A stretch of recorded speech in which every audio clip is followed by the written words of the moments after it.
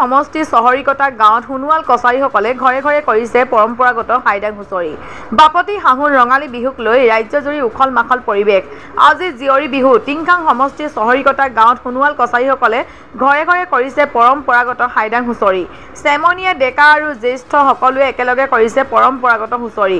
৮০ বছৰীয়া ককায়েও হিয়া উজাৰি গাইছে বিহু। ঢোলৰ চেৱে চেৱে এতিয়া নাচি বাগি আনন্দত আত্মহাৰা সকলো। এনেদৰে পহিলা বহাগৰ পৰাই গাঁওখনত ঘৰে ঘৰে কৰিছে পৰম্পৰাগত হাইডাং হুঁচৰি।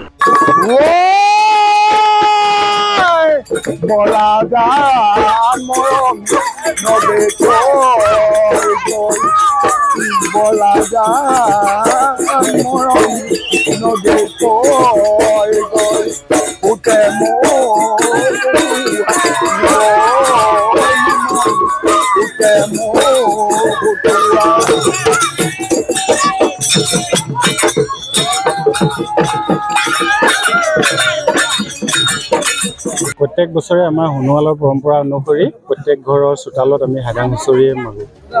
এইটো আমি জনাত আপোনাৰ শিৱ পাৰ্বতী কাহিনী আপোনালোকে নিশ্চয় জানে। পাৰ্বতী যেতিয়া দেহত্যাগ কৰিছিলে। দেহত্যাগ কৰাৰ পিছত তেওঁৰ মৃতদেহটো বডিটো লৈ বিভিন্ন প্ৰান্তত ঘূৰি ফুৰিছিলে মহাদেৱে। তেতিয়া মানে প্ৰতিটো প্ৰান্তত যিবিলাক অংগ পৰি গ'ল, তাত মঠ মন্দিৰ হ'ল, তাৰ পৰা অৱশিষ্ট যিখিনি বাদ পৰি গ'ল ৰাজহাড়ডাল, একচুৱেলি আমি জনামতে তেনেকুৱা বুলি ভাবোঁ। আচলতে সেইডালেই আমাৰ এই 13টা পাবৰ এডাল বাঁহ লৈ আমি ভুলুকা বাঁহৰ সেইডালে আমি তেনেকুৱা ধৰণৰ জনবিশ্বাস আছে বুলি আমি সেইডালে আমি হাইৰাংচৈত ভাবোঁ।